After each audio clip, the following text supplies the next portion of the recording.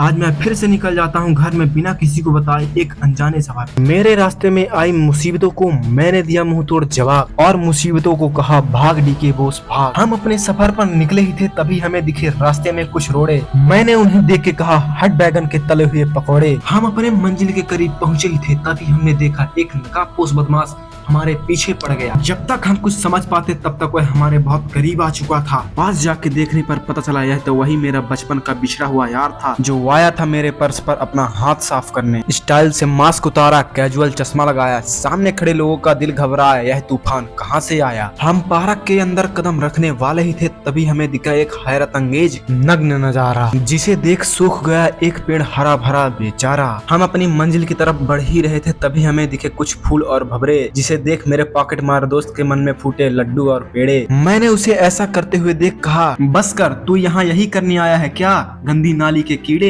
मेरे मुंह से ऐसी गंदी बातें सुन मेरे दोस्त को आया गुस्सा और उसने कहा अगर आज दानिश भाई जिंदा होते ना कोई भी मुझे नाली का कीड़ा नहीं बोलता। उसके मुंह से ऐसी बातें सुन मुझे आया फिर से गुस्सा। मैंने कहा तेरा दानिश भाई तो गया, अब खत्म करूंगा तेरा भी किस्सा। नाराज दोस्त को मनाने के लिए मैंने दिया उसे अपनी प्रॉपर्टी में छोटा सा हिस्सा और सुनाया कुछ फूल और भंवरों का किस्सा। हम अपने चलचित्र के लिए कुछ दूर आगे बढ़े ही थे तभी हमें आता हुआ देख लोगों ने खाली किया अपना सिंहासन और हमने उसी सिंहासन में बैठ किया पूरे पार्क में शासन। मेरे मित्र को महिला मित्र से बात करते हुए देख मुझे आया क्रोध। मैंने जलन के कारण इसका किया ईंट से विरोध। सुंदर कन्याओं को ताड़ते हुए देख उन्होंने दिया अपने बड़े भाई को संकेत। पुलिस के वर्दी में आता हुआ देख हम खड़े हो गए मैदान से कोसों दूर। मैं ये समझ नहीं पा रहा था आखिर इस इतने बड़े पेड़ के नीचे इस छोटे से छेद का क्या अर्थ है। हम उस छेद को भुलाकर बड़े वृक्ष को देखकर आनंद ले ही रहे थे तभी हमें दिखा एक अविश्वसनीय नजारा। दो मादाओं के बीच में एक नरभक्षी बेचारा। छोटी चींटियों को पेड़ में चढ़ते हुए मेरे मन में आया एक ख्याल। मैंने चींटियों से पूछा कुछ सवाल। चींटियों के मुंह से ऐसा जवाब सुनकर पेड़ हुआ हैरान और भाग खड़ा हुआ बचाकर अपनी जान। पेड़ और चींटी की ऐसी भयानक बातें सुन मैं हो गया हैरान और इसी हैरानी में मैंने कर डाला अपने मित्र का अपहरण। फिरौती में मिले 10 लाख रुपए से नहीं रहा मेरी खुशी का ठिकाना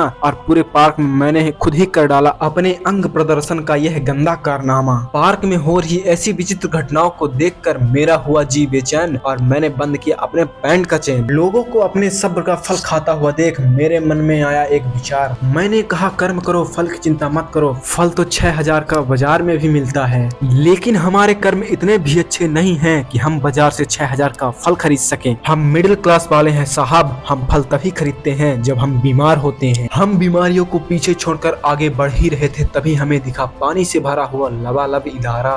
मैं उत्सुकता के साथ भागकर गया इदारे के पास और मैंने पास जाकर इसका किया निरीक्षण में मैंने पाया यह कोई इदारा नहीं बल्कि जानवरों को नहाने वाला शावर है। हम गाड़ी की चाबी लेकर आगे बढ़े ही थे तभी हमने देखा चिलचिलाती धूप में भी एक कुत्ता जमीन पर सो रहा था। पास जाकर हमने देखा तो पता चला कि कुत्ता माल फूंक कर सोया हुआ है। माल फूके हुए कुत्ते को देख हमें हमारे दोस्त की याद आ गई और हमने कहा कितना सोएगा भाई, उठ जा शाम होने को आई। हमारे मुंह से ऐसी बातें सुनकर गुस्साए कुत्ते ने कहा भागो यहाँ से लुच्चे मावाली वरना दूंगा इससे भी गंदी गाली। हम थोड़ी दूर आगे बढ़े ही थे तभी हमें दिखे एक माल फूके हुए भैया जो कर रहे थे ताता थैया। लोगों को माल के नशे में चूर देख मेरे मन में भी जागी लालसा और मैंने भी रुमाल निकाल कर माल रखा और वहीं फूंक डाला। लड़कियों को फुल्की खाता हुआ देख मेरे मुंह में भी आया स्वाद। तभी मेरे दिल टूटे दोस्त ने कहा लड़कों को खटाई और लड़कियों को सच्चा प्यार कभी हजम नहीं होता। मेरे दोस्त के मुंह से ऐसी बातें सुनकर मेरा मन हुआ मैं मोह माया से दूर चला जाऊं लेकिन आगे रास्ता बंद होने के कारण मुझे वापस माया की छाया में आना पड़ा। लोगों को मुझसे आगे जाते देख मेरे पिछवाड़े में लगी आग। उसी आग के कारण मैंने सबको दिया पछाड़। जग्गू दादा ने कहा घर में लगाओ झाड़, एक नंबर बिड़ू मेरा